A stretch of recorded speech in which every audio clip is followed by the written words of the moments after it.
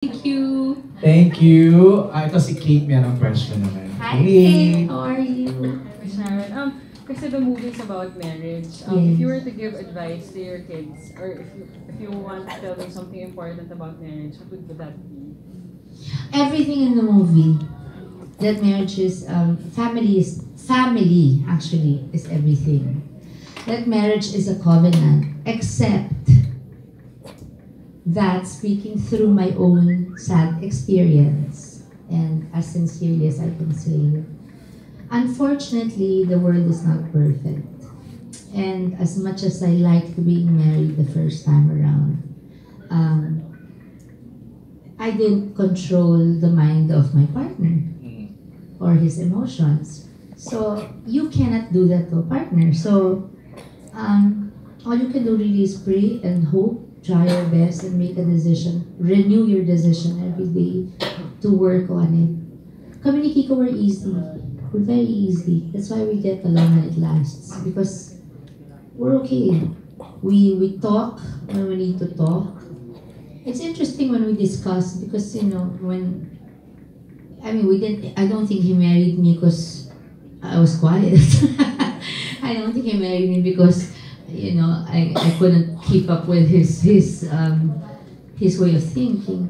But we have discussions, we don't always agree, but we respect each other very much. And I'm really, can I just say, I'm really, I adore my husband because I really am feeling for him right now.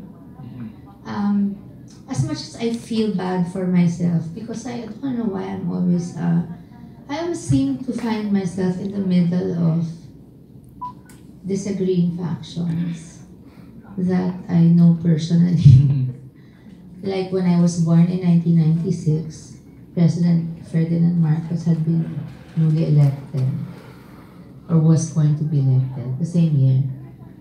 And for some reason, because my father was mayor, he served kasi under 7 presidents yata. So, Marcos was first I got to know. And then I got to know Bongbong and to a certain extent Irene on a personal basis, and Mrs. Marcos. I really had no idea about politics. I didn't care. I mean, I didn't have any access to any information. And then I got older, and then, you know, I died and all. But my friendship stayed with Bong, and, you know, especially Bong. And Lisa is 5. Later on, Tito Erap. Parang, it's all, you know, Jingo already went to jail. I don't care. He's my friend. Aren't we supposed to hate the sin, but love the sinner? Not the sinner, diba? Not hate the sinner. So, I'm not a perfect person. None of us is perfect. I have my own faults. I may never have been accused of stealing money, and God knows I never have. But I'm not perfect. We all have our own little faults, you know, and I will not break. I'm tired of putting friendships aside because of politics. I am tired of not being able to, let's say, campaign for my best friend because my husband's with the administration, like what happened when FPJ ran against PGMA before. I am tired. But now naman, my brother, who, I don't hold my brother's brain. My brother's a strong man, and he also has been sick of all the injustices from the very beginning, natabo. So, from all presidents, I don't even know, diba ka, hindi ko naman hawak ang utak niyan. So, from the very beginning, kaya PRD siya. Sa kataon, it was PRD that really asked him to think about running for Pasay when he himself endorsed the incumbent. Because he said the corruption was too much. And this I say as God is my witness. And so my brother thought about it well and talked to us. And I said, he's been flying for 35 years, making an honest living simply. And all of a sudden, because he's Pablo Cuneta's son, he's smart, you know. If people think I'm smart, it's probably doubly smarter because you know, he's quiet, he's ganyan, that he went to Rizal. Of course, when he was young, got into trouble, all these things, dinaanan na niya, graduate na siya. And then he graduated from flying school with a gold and a silver medal as a surprise to us in academics and in flying. So, it's, when you go to flying school, apparently, at the end of the whole course, only 30% of you will be left behind. The others would have given up or would have been kicked out because it's too hard. Right. And he has been sent to Airbus to bring home new aircraft. First for Cebu Pacific, where he worked for more than 20 years. Now he's with Air Asia. And he's been flying 35 years. Yung alam mo yung tuyong-tuyo na yung dugo ng kapalit ko kalilipad kasi hindi naman nagnanakaw. And ako, as you know, hindi na rin natutulog. Kulang kami lahat sa dugo. So, and now, he wants people, when people heard na there was a possibility that there was a Cuneta that was running, at first they thought it was me. Yeah. When they found out it was Chet, they knew Chet because Chet was also one of my dad's private secretaries for a time when he was younger. So he knows the ins and outs of the City Hall. And he knows the people in power, from the upper, you know, from the ones up to the councils, and because the councilors, because some of them worked for my dad at home closely. So now, that's all I want. I want to gain votes for my brother. And nagkataon si PRD nag-endorse sa kanya. When my husband is naturally the president, has to be the president of the Liberal Party. I feel for my husband kasi yung sari-saring batikos, tinitiis na lang niya kasi he respects my brother and respects me, but he's not the type to back down. So he voices out also his own opinions. Ihuli ko na lang.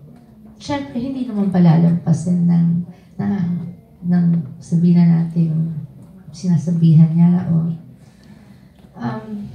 and then people are so quick to judge us, to say, you know, we are like this, like that, or they say the president is a murderer or a ganyan, and anybody that he and how dare us, how dare we rather, you know. And you know, like I said, you hate the sin and not the sinner. My father was a friend of the president, and I am a friend to Mayor Sara. I have been her friend since she was a little girl, but we became friends talaga long before her father declared his intentions to run for the presidency. So parang, anong gagawin ko?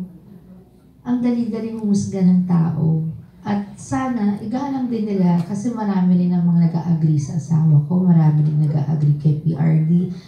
Can't we can all coexist naman and not agree and still respect each other. I don't understand why the world has to be so, you know what I mean? I don't know why there has to be anarchy everywhere when there's no threat of nuclear bombs. Pag pinag-usapan niyo naman po, yung disagreement. Ay, oo, lahat yun. Siya talk to Kiko.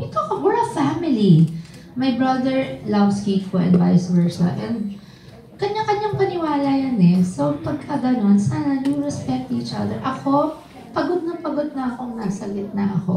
Pero, imagine, can you please, for 1 second, people, imagine how it is being in the middle, being the wife to someone you love and support and respect, and whose values you agree with. And then, also being friends and having such affection for a president that has been good to my father and my brother before I met Kiko. And is now supporting my brother. I mean,